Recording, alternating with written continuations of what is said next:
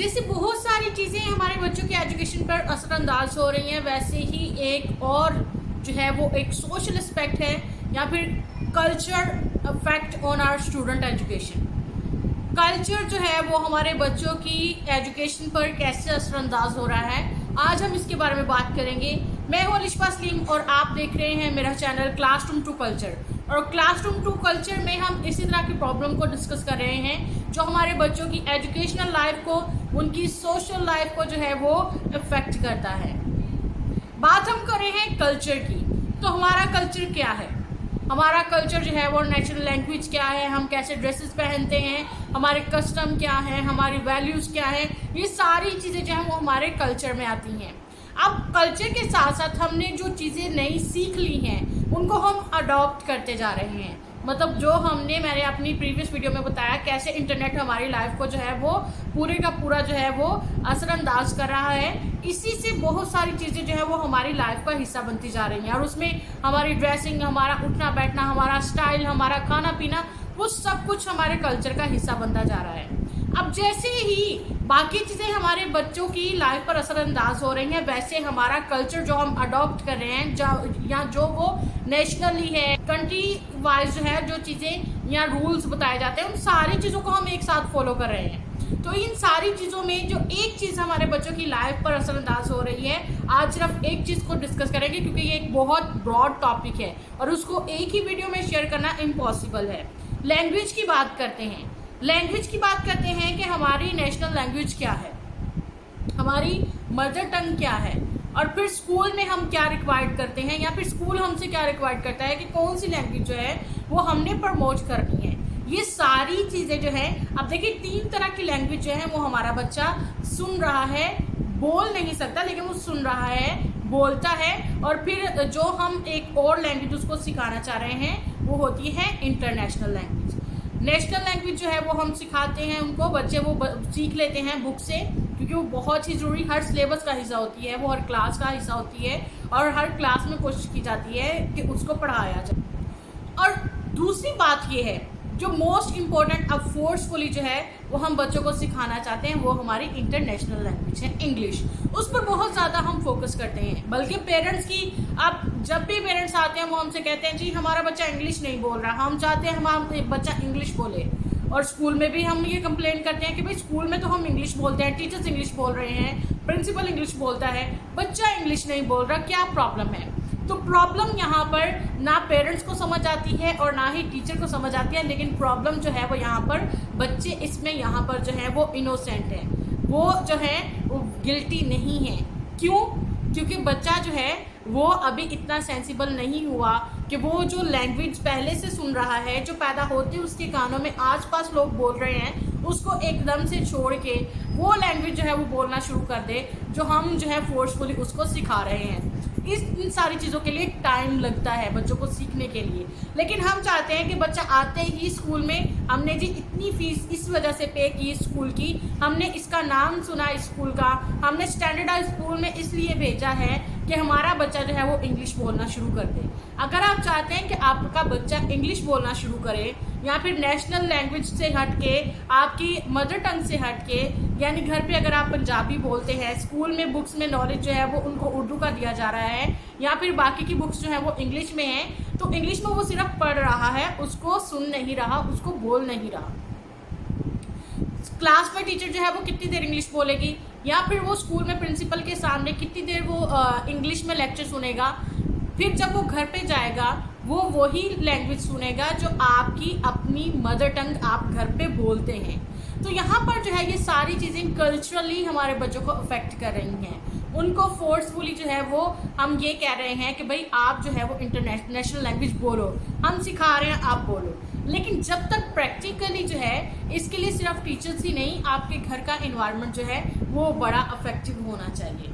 अगर आप चाहते हैं कि हमने जी इतना खर्च किया, इतना इन्वेस्ट किया सिर्फ इसलिए कि हमारा बच्चा जो है वो कम्युनिकेट करता हुआ जो है वो इंटरनेशनल लैंग्वेज को देखे और उस इंटरनेशनल लैंग्वेज जो है वो ऑब्जर्व होनी चाहिए जब वो कम्युनिकेशन करे, तो इसके लिए ज़रूरी ये है कि आप पहले अपने घर का एनवायरनमेंट चेंज करें। सारी चीज़ों में बच्चे को कसूरवार ना ठहराएं, स्कूल को कसूरवार ना ठहराएं, बल्कि स्कूल एफर्ट कर रहा है, टीचर उसके साथ इंग्लिश बोलती है, प्रिंसिपल उसके साथ इंग्लिश बोल रही है, बच्चों के सामने इंग्लिश बोल रहा है, लेकिन आपका बच्चा इंग्लिश नहीं बोल पा रहा क्योंकि उसके माइंड में सिर्फ स्कूल नहीं, वो घर भी जाता है और उसके घर में पंजाबी बोली जाती है, उसके घर में उर्दू बोली जाती है।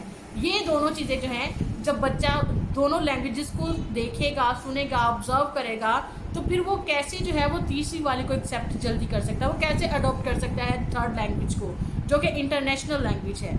तो इन सारी चीज़ों के लिए जो है वो हमें टाइम चाहिए है कि एक बच्चा जो है वो अपनी मदर टंग को छोड़ के, अब नेशनल लैंग्वेज को छोड़ के, वो एकदम से जो है वो जंप करता हुआ इंटरनेशनल लैंग्वेज तक चला जाए। तो ये पॉसिबल नहीं है। इन सारी चीज़ों को टाइम चाहिए और ये हमारा कल्चर जो है, अगर ये भी चेंज होगा तो फिर ही जो है वो हमारे बच्चे इंटरनेशनल लैंग्वेज की तरफ जाएंगे। ये सिर्फ एक एस्पेक्ट मैंने यहाँ पर आपको बताया जो हमारे बच्चे की एजुकेशनल लाइफ को असरअंदाज कर रहा है। वो एजुकेशनल लाइफ को तो नहीं होगा, लेकिन वो उसके मेंटल एबिलिटी जो है वो मेंटली जो है वो टॉर्चर हो जाता है कि घर में पेरेंट्स भी कहते लो ये इंग्लिश नहीं बोलता, हमने इतने पैसे खर्च किए इंग्लिश मीडियम स्कूल के, स्कूल में टीचर कहती है जी speak English, talk in English, speak in English, तो वो कहाँ जाए वो बच्चा। तो मेरी दोनों से रिक्वेस्ट है, टीचर से भी, पेरेंट्स से भी, अगर आप चाहते हैं तो उसको थोड़ा सा टाइम दें, क्योंकि उसका ये कल्चर नहीं है, वो वेस्टर्न कल्चर जो है उसको नहीं जी रहा, वो जो है वो अपने कल्चर के हिसाब से इन चीज़ों को अडॉप्ट करेगा। बेशक इंटरनेट से वो सारी चीज़ें जो है वो वेस्टर्न कल्चर की लेता है, लेकिन लैंग्वेज को वो इतनी सीरियस से नहीं लेता, क्योंकि इंटरटेनमेंट में और लर्निंग में बहुत फ़र्क होता है। इंटरटेनमेंट वो सिर्फ अपने उस टाइम में जो है वो देखता है जो उसका टाइम फ्री होता है। लर्निंग जो है फोर्सफुली जो है वो चीज़ें सिखाई जाती हैं लर्निंग टाइम में। तो अगर हम चाहते हैं हमारे बच्चे जो हैं वो इन सारी चीज़ों को, या ये जो दो लैंग्वेजेस हैं उसको निगलेक्ट करके, उसको इग्नोर करके जो थर्ड लैंग्वेज है उसमें एक्सपर्ट हो, तो उसके लिए हमें एक तो टाइम देना है और बच्चे की तरफ देखना है, उसको डिस्टर्ब नहीं करना है। वो इनोसेंट है, वो कोशिश कर रहे हैं। मैं कहती हूँ उनकी ये बड़ी एफर्ट है कि वो एक वक्त में 3 से 4 लैंग्वेजेस को ऑब्जर्व कर रहे हैं। एक तो उनकी मदर टंग, एक नेशनल और एक इंटरनेशनल, और एक वो है जो बिल्कुल सारी मिक्सअप होती है, जो डिफरेंट रीजन जब हम लोग आपस में मिलते हैं, डिफरेंट फैमिलीज इकट्ठी होती हैं, हर एक का बैकग्राउंड डिफरेंट होता है। वो 4 लैंग्वेजेस को सेम टाइम जो है वो 4 लैंग्वेजेस को ना सिर्फ ऑब्जर्व कर रहा है बल्कि उनको सीख रहा है और बोल रहा है। तो इन सारी चीज़ों के लिए जो है वो हमें थोड़ा सा सब्र करके बैठना है, ताकि हमारा बच्चा जो है वो आसानी से जो चीज़ हम चाहते हैं उसको अचीव करे, जो उसके लिए सही है उसको अचीव कर लें। लेकिन अगर आप सिर्फ एक ही बात पे स्टक हो जाएंगे कि जी सिर्फ और सिर्फ इंग्लिश ही सीखे, इंग्लिश ही बोले, इंग्लिश में सब कुछ करें, तो ये पॉसिबल नहीं है। ना अपने बच्चे को स्ट्रेसफुल करें, ना स्कूल को इसमें गिल्टी समझें, बल्कि टाइम देखें कि अगर आप घर पे इंग्लिश नहीं बोल रहे तो आपका बच्चा इंग्लिश नहीं बोलेगा।